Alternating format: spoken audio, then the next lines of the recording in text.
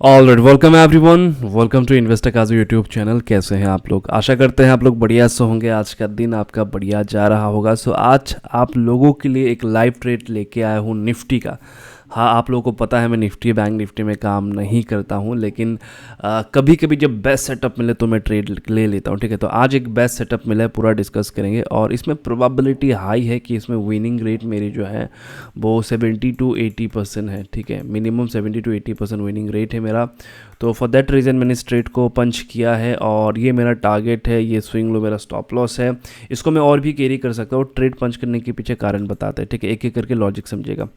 ये जो स्टॉक है वो एक ट्रेंड को मेंटेन करता हुआ ऊपर जा रहा था, राइट, और फाइनल इसने ब्रेक डाउन दिया। अब अगर इसको नीचे जाना है, इसको रिटेस्ट करना है, उसके बाद नीचे जाना है, तो वो रिटेस्ट जो है वो पेंडिंग है।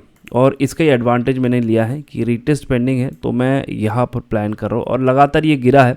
अब 9 मूविंग एवरेज के ऊपर ये जो सेटअप है ऑलरेडी मैंने बना के रखा हो अपने यूट्यूब चैनल पे, जाके एक बार ज़रूर चेक करिएगा आप लोग। अगर ज़रूरत है तो मैं इसका जो लिंक है वो भी शेयर कर दूंगा आप लोगों के साथ। तो अगर आप देखेंगे 9 मूविंग एवरेज सबसे ज़्यादा इफेक्टिवली काम कहाँ पर करता है? जब सपोर्ट जोन हो, है ना।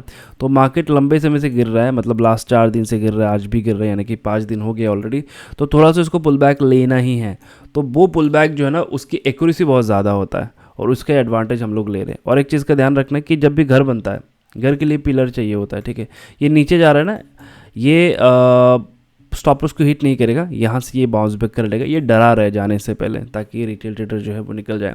अब घर बनने से पहले एक पिलर चाहिए होता है, स्ट्रॉन्ग पिलर। मान के चले मैं घर बना रहा हूँ, एक स्ट्रॉन्ग पिलर चाहिए होगा, उसके बाद ही आप घर बना सकते हैं ना। तो ये जो कैंडल है, ये है वो घर का पिलर जो बन चुका है। इसने कंफर्म किया कब यहाँ से जा सकते हैं। अब जाने से पहले बस रिटेल ट्रेडर को डरा रहे कि तुम पोजीशंस को एरप कर लो, ये बॉटम बॉटम नहीं है, इससे और नीचे जाएंगे हम लोग। तो ये डरा रहे, नथिंग एल्स। ठीक है, दूसरा चीज़ पोजीशन बनाने के पीछे कारण क्या है, देखिए। दो कैंडल जो है, ये जो कैंडल्स है ना, लास्ट दो जो कैंडल्स बने हैं 5 मिनट के, ये बता रहा है कि यहाँ पर एक बायर भी है, तो कोशिश कर रहा है प्राइस को ऊपर लेके जाने के लिए। लेकिन ऐसे ऊपर नहीं लेके जाएगा वो। उसका काम है कि वो सबसे पहले डराएगा रिटेल ट्रेडर को, नहीं कि हम यहाँ पर नहीं है, तुम एग्जिट कर लो एग्जिट कर लो। जैसे ही रिटेल ट्रेडर एग्जिट करेंगे, तुरंत यहाँ से एक मोमेंटम ऊपर के साइड में आएगा, बहुत ही फास्ट आएगा। जो ये कैंडल देख रहे हैं ना, ऐसे ही कैंडल्स ऊपर के साइड में देखने को मिलेंगे। तो ये हाई प्रोबेबिलिटी है, इस वजह से इस ट्रेड को पंच किया गया है। और एक कारण है, हमेशा याद रखिएगा, मूविंग एवरेज का एक काम है। इसका काम ये है, अगर प्राइस इससे बहुत दूर आ जाता है तो ये खींच को ऊपर लेके जाएगा या फिर ये नीचे आएगा। दोनों का कॉम्बिनेशन इसको थोड़ा बहुत ऊपर लेके जाएगा। ठीक है, तो इसका काम है, हमेशा याद रखिएगा कि मूविंग एवरेज क्या करता है, प्राइस को हमेशा अपने साथ सटा के रखता है, उसको दूर नहीं जाने देता। अब देखिए इसमें बहुत सारे गैप है, राइट। इसका मतलब इसका काम क्या, इसको वापस से खींच के ऊपर लेके जाना। तो वही है, इस वजह से स्ट्रेट को पंच किया है। नाउ लेट्स सी क्या होता है। बहुत ही एक्साइटेड है जब ऐसे जगह पे आप ट्रेड पंच करते हैं। हालांकि ट्रेड मेरा एक्टिव कहाँ पर होता है मैं बताता हूँ। ट्रेड एक्टिव होता है जब इसके ऊपर फाइनली क्लोजिंग होता है, लेकिन क्लोजिंग से पहले मैंने पोजीशंस बनाई। ये है कन्विक्शन। अब मुझे पता है मेरा मैक्सिमम लॉस क्या है, मुझे पता है मेरा रिवॉर्ड क्या है, फॉर दैट रीज़न मैंने इस ट्रेड को पंच किया। तो अपडेट करते हैं आप लोगों को, देखते हैं कि दिन का एंड कैसा जाता है। और आज ब्लैक फ्राइडे है या आज ग्रीन फ्राइडे है, नाउ लेट्स सी। अपडेट करते हैं आप लोगों को।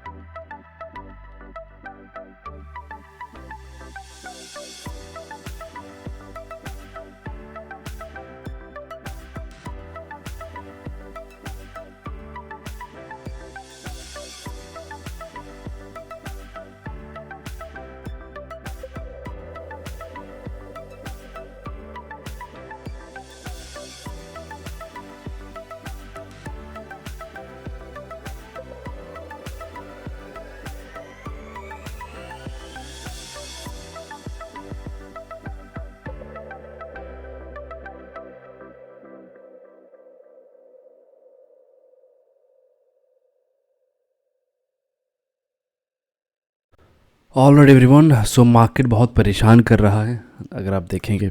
सो इन बिटवीन बहुत सारे फ्लक्चुएशन देखने को मिल रहा है। मेरा सर्वर कनेक्शन डिसकंटिन्यू हो गया था, तो बहुत सारी सिचुएशन आज चल रहा है। Now let's see, but problem एक ही चीज़ का है कि प्रीमियम जो है वो मेल्ट हो रहे हैं, और इसी चीज़ का यहाँ पर दिक्कत है। तो मैंने फ्यूचर में भी एक पोजीशन बनाया था, तो फ्यूचर का मेरा है और इसके साथ मैंने ऑप्शंस का भी रखा हुआ है। नाउ लेट्स सी, टारगेट के आसपास जाने की कोशिश तो कर रहा है, लेकिन इन बिटवीन ये जो पॉज ले रहा है ना, वो दिक्कत वाली बात है। और एक चीज़ नोटिस करके देखिए कि जितने भी बड़े बड़े कैंडल्स है, फ्लक्चुएशन है, वो इसी जगह पे बन रहा है, ठीक है। और ये नीचे आया था एक बार अच्छा प्रॉफिट देखने के बाद, जब वो नीचे आता ना तो आपके कन्विक्शंस और कॉन्फिडेंस इसमें बहुत वो एक चीज़ हो जाता है कि यार अच्छा खासा प्रॉफिट चल रहा था, अब इसको लॉस में कन्वर्ट करने का कोई लॉजिक नहीं बनता है ना। तो अब वापस ही ऊपर आया हुआ है, तो मैं क्या कर रहा हूँ ना, अपने स्टॉप लॉस को मैं ट्रेल कर रहा हूँ, और यहाँ पर मैं प्लान करूँ अपने स्टॉप लॉस को यहाँ तक, ठीक है। नाउ लेट्स सी दिन के एंड तक क्या होता है। अगर कुछ भी होता भी है तो मेरा स्टॉप लॉस अब सिक्योर है, अब इसको जाने देंगे अपने हिसाब से। और हाँ, रेंज भी बहुत बड़ा है, अगर आप देखेंगे तो ऑलमोस्ट 280 पॉइंट का ये रेंज है, तो रेंज भी थोड़ा सा बड़ा है। अब जो भी होगा अपडेट करते हैं आप लोगों को। और आज का दिन बहुत ही फ्लक्चुएट भरा है, बहुत सारी चीज़ें हो रहे हैं, स्टॉक्स तो बहुत ही वोलाटाइल है आज, और आज मेरा फोकस इसमें ही था, नथिंग एल्स। एक स्टॉक था जेके पेपर, उसमें फोकस बना हुआ है, जैसे कि मैं एक बार दिखा देता हूँ। इसमें एक फोकस बना हुआ है, ये अपने एक रेंज को ब्रेक कर रहा है। अगर मैं इसकी बात करूँ तो 1 आवर पे अपने रेंज को ब्रेक कर रहा है, और फाइनली इसने ब्रेक किया हुआ है हालांकि। तो ये अगर आप देखेंगे डेली टाइम फ्रेम पे, तो लगातार गिरावट के बाद ये अपने रेंज को शिफ्ट कर रहा है वापस से। तो 500 के आसपास ऑन अराउंड कुछ नंबर होने चाहिए इसके। नाउ लेट्स सी क्या होता है। फ़िलहाल के लिए यही है, इसमें फोकस है, और हो सकता है कि मैं इसको ज़्यादा और कैरी ना करूँ, क्योंकि जिस हिसाब से सिचुएशन बन रहा है तो लगता है कि मैं इसको ज़्यादा कैरी नहीं कर पाऊँगा। फ्यूचर वाला पोजीशन में कैरी करूँगा, लेकिन ऑप्शंस वाला कैरी नहीं कर पाऊँगा, क्योंकि बहुत मेल्ट हो रहा है ये। बट ठीक है, जो भी होगा अपडेट करते हैं। टारगेट यही है अपना, और टारगेट की ओर जा रहा है। तो मोरल ऑफ द स्टोरी यही था कि रोज़ ट्रेड नहीं करना है। ऑप्शंस में भी अगर आप ट्रेड करना चाहते हैं तो हमेशा कोशिश करें कि आपका एक सेटअप हो, और आपको पता हो कि ये जो सेटअप है जब भी एक्टिव होगा आपको मोमेंटम बना के देगा, और ये रोज़ रोज़ एक्टिव नहीं होगा। मैंने जब भी इसके ऊपर वीडियो बनाया मैंने क्लियरली बताया भी कि ये रोज़ रोज़ एक्टिव नहीं होता है, इट टेक्स टाइम। कभी कभी एक्टिव होता है, और जब एक्टिव होता है आपको अच्छा खासा मोमेंटम बना के देता है ये। तो ये जो मैंने स्टॉप लॉस लिया था, मान के चलिए इतना जो बड़ा मैंने स्टॉप लॉस यहाँ पर डिसाइड किया था, तो ये इसीलिए लिया था क्योंकि कन्विक्शन है। लेकिन इन बिटवीन अब डाउन ट्रेंड में अगर आप ट्रेड कर रहे हैं मार्केट के एंगेस्ट पे जाके, तो इन बिटवीन फ्लक्चुएशन आएंगे, जाहिर सी बात है। हर एक राइस पे कहीं ना कहीं जो सेलर है वो पी बाई कर रहे होंगे, वो शॉर्ट कर रहे होंगे, तो जाहिर सी बात है ये गिरावट आएंगे, ये फ्लक्चुएशंस आएंगे, जिस वजह से हमें स्टॉप लॉस को थोड़ा सा बड़ा रखना पड़ा। बट ठीक है, अब जाने देते हैं। अगर छोटा सा टारगेट होता तो वो आ जाता है, वो बड़ी बात नहीं है, लेकिन अपना टारगेट भी बड़ा है, तो इस वजह से बहुत सारी चीज़ें हैं। तो हमेशा इंतज़ार करो अपने प्रॉपर सेटअप का। प्रॉपर सेटअप बन रहा है तो प्लान करो, जैसे कि ये प्रॉपर सेटअप है तो मैंने प्लान किया, तो मैंने इसमें वीडियो बनाना ज़रूरी समझा कि इसमें एक वीडियो भी बनाना चाहिए, कि रोज़ रोज़ आपको सेटअप नहीं मिलते, लेकिन जब एक बढ़िया सा सेटअप मिलता है तो इसमें कन्विक्शन के साथ आप जा सकते हो, और अच्छा टारगेट मिल सकता है आपको, है ना। तो कितने लोग हैं जो 280 पॉइंट के लिए ट्रेड करते हैं निफ्टी में? एक बार कमेंट पे ज़रूर बताइएगा कि कितने ऐसे लोग हैं जो 280 पॉइंट के लिए ट्रेड करते हैं। अब गेम यहाँ पर क्वांटिटी का नहीं रहा, गेम यहाँ पर किस चीज़ का रहा? गेम यहाँ पर रहा रिस्क एंड रिवॉर्ड का। गेम यहाँ पर रहा कि पॉइंट कितना मैं कैप्चर कर रहा हूँ, यहाँ पर इस चीज़ का गेम रहा। अगर मैं इसमें बात करूँ कि नहीं मेरा तो क्वांटिटी का गेम है, अगर मैं बड़ा क्वांटिटी के साथ यहाँ पर ट्रेड करता हूँ ना, तो मैं उसको होल्ड नहीं कर पाता। इन बिटवीन जो फ्लक्चुएशन आता है ना, मैं इसको होल्ड नहीं कर पाता। तो गेम यहाँ पर मेरा नंबर का था, तो नंबर का गेम मैं यहाँ पर खेल रहा हूँ। फिलहाल के लिए टारगेट है अपना जो भी है, और अगर टारगेट तक नहीं भी जाते इन बिटवीन, अगर मुझे लगता है कि जोन के आसपास कहीं पर आते हैं तो स्क्वायर अप कर लेंगे। बट इतना ज़रूर है कि इसको अब लॉस में बुक करने का कोई सवाल नहीं बनता। अब मैं इसको लॉस में तो बुक नहीं करूँगा, अभी अच्छे खासे मोमेंटम इसमें बन रहे हैं, तो लॉस में बुक करने का कोई कारण नहीं बनेगा। तो दिन के एंड पे अपडेट करते हैं, और देखते हैं दिन का एंड कैसा जाता है हमारा।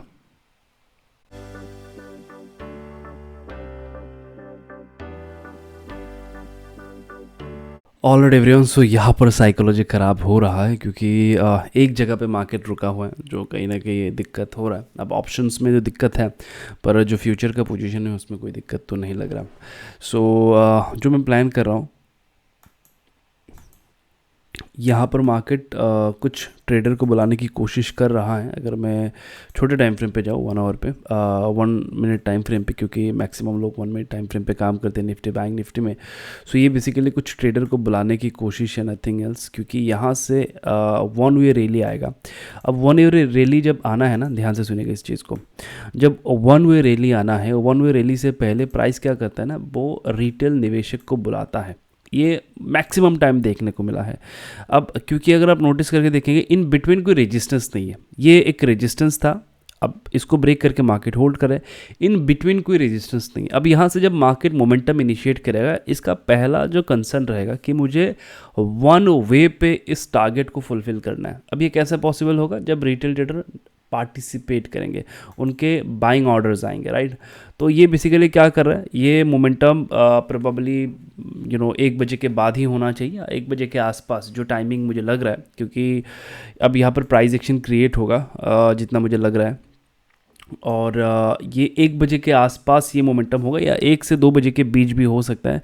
एक फास्ट रैली आना चाहिए और इसका ही प्रिपरेशन अभी चल रहा है, ठीक है। इतना डिटेल में कोई आपको समझाएगा नहीं, ऑनेस्टली मैं आपको बताता हूँ, क्योंकि प्राइस को समझना एक आर्ट है ना। अरे यार ये फिर चला गया। प्राइस को समझना एक आर्ट है, आपको प्राइस समझना होगा कि प्राइस में क्या चल रहा है क्या नहीं चल रहा है। सो भैया नाउ लेट्स सी, जो भी होगा आप लोग अपडेट करते हैं। हाँ, अब मैं अपने स्टॉप लॉस को और ट्रेड कर रहा हूँ और इसके आसपास कहीं पर मैं लेके आ रहा हूँ कि अगर कुछ होता है तो मैं एग्जिट कर लूँगा, it's not a big deal. But हाँ, जो है वो हमने डिस्कस किया हुआ है, क्योंकि मार्केट 100% किसी के लिए काम नहीं करता, ना आपके लिए करेगा ना मेरे लिए करेगा। मुझे कितना भी चीज़ें आता हो, मैं कितना भी एक्सपर्ट बन जाऊँ, चीज़ें वैसे के वैसे ही रहने वाले हैं, क्योंकि मार्केट सुप्रीम है at the end of the day. तो इन सारी चीज़ों को ध्यान में रखते हुए आपको काम करना है। अब मैं प्रॉफिटेबल हूँ इसमें, मैं अच्छा खासा मेरा प्रॉफिट चल रहा है, फ्यूचर में तो बढ़िया प्रॉफिट चल रहा है। फ्यूचर में क्वांटिटी कम है, ऑप्शंस में ऑप्शंस जो है पहले जो प्रॉफिट दे रहा था अभी तो वैसा प्रॉफिट नहीं है इसमें, अभी प्रॉफिट कम हुआ है क्योंकि मेल्ट हो रहा है चीज़ें धीरे धीरे करके। तो अपडेट करते हैं आप लोग को दिन के एंड पे, इंतज़ार करिएगा। Alright everyone, so final update आ चुका है, हमारा टारगेट ऑलमोस्ट हिट होने को है। फ्यूचर का जो है वो मैं कैरी कर रहा हूँ, ऑप्शन वाला मैंने बुक कर लिया है क्योंकि मुझे निकलना है, फ्राइडे है आज। और अगर मैं बात करूँ फ्यूचर का तो इसने डिसेंट रिटर्न बना के दिया। अगर मैं बात करूँ ऑप्शंस का तो ऑप्शंस जो है वो इन बिटवीन मेल्ट हो गए थे, तो उतना जितना मैं रिटर्न एक्सपेक्ट कर रहा था उतना रिटर्न देखने को नहीं मिला। बट बढ़िया है।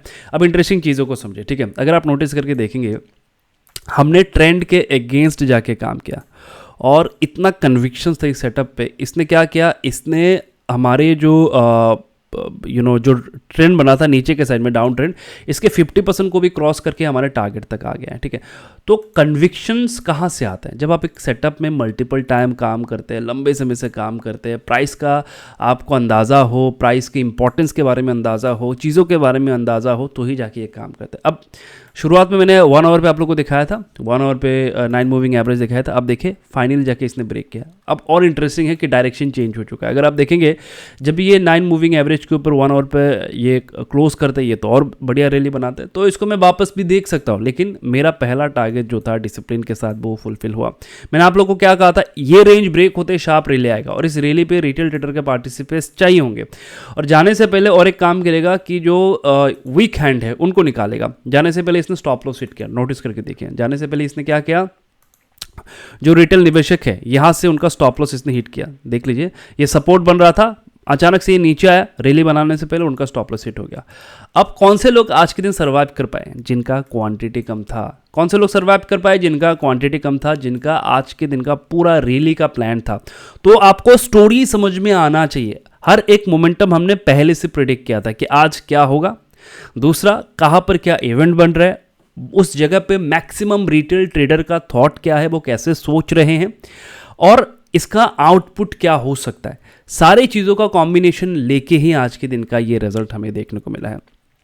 और सवाल यहाँ पर एक ये भी आ जाएगा कि सर अगर आप ऑप्शंस में और निफ्टी में इतना ही शार्प रैली आप कैप्चर कर पाते हैं, अब ये 1-2 रुपये का रैली नहीं है, ठीक है। मैं आपको वो 30 पॉइंट पकड़ना, 25 पॉइंट पकड़ना नहीं सिखा रहा हूँ। मैंने आपको यहाँ पर पूरा 280 पॉइंट पकड़ना सिखाया, 280 पॉइंट, और मार्केट के ट्रेंड के अगेंस्ट पे जाके पूरा स्टोरी के साथ।